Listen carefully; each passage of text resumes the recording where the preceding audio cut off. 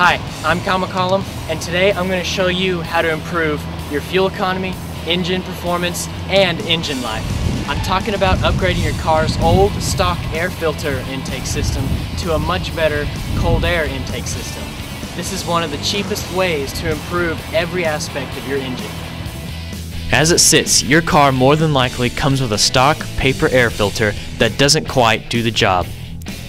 Cold air intakes more commonly come with a wire and mesh system that can further filter out harmful contaminants. This one that we're about to install will filter down to 2 microns. Most cold air intakes have the same basic install procedures. Me and Dane here today are going to install one on my 2012 Mustang V6. The first thing you're going to want to do is disconnect the negative battery terminal.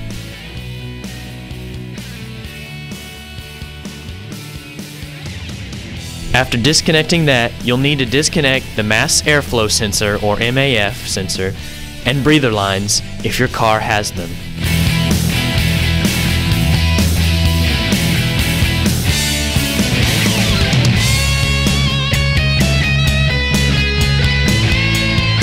Now, unscrew the mass airflow sensor.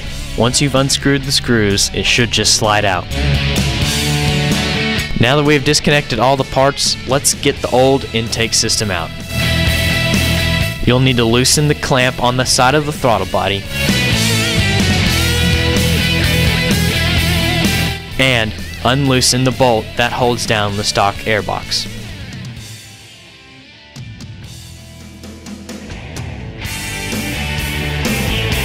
With these loosened, you're ready to take the old system out.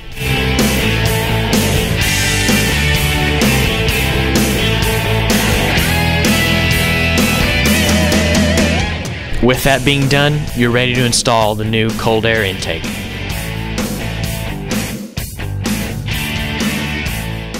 First, take the new filter box and place it where the original one was. Make sure you connect the radiator vent to the radiator. It should just slide into place.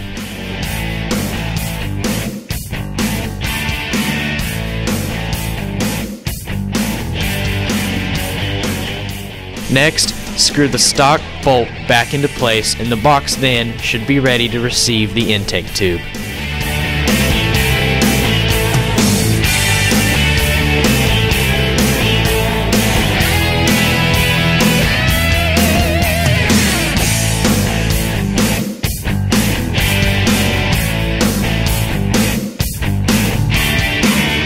Now that we have the tube installed, we're ready to tighten the clamps and put on the new air filter.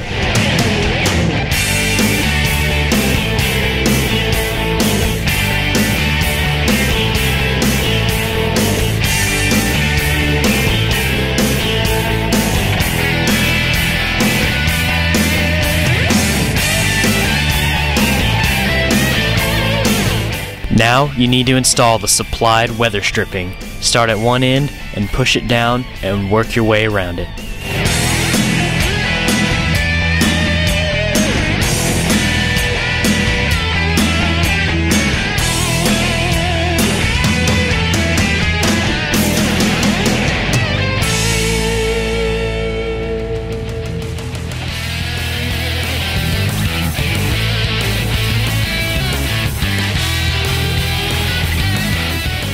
Next, take your new cold air intake filter with the clamp and tighten it down.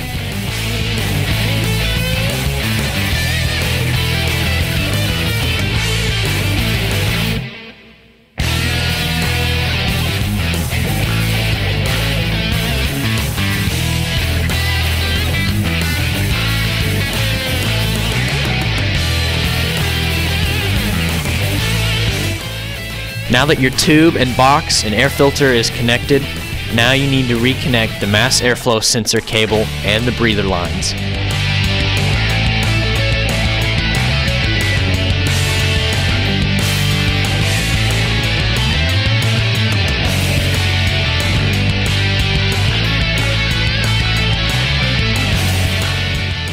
And lastly, reconnect the negative battery terminal.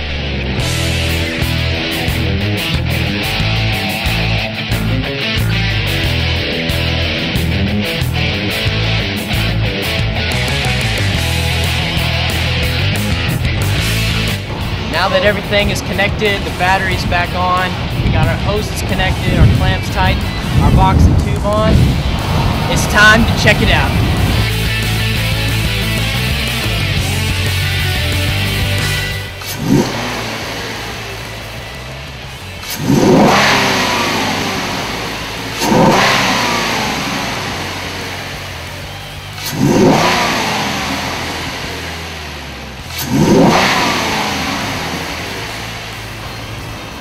Now that we've heard the sound and made sure everything is perfectly fine and not leaking, this is the favorite part, test drive time.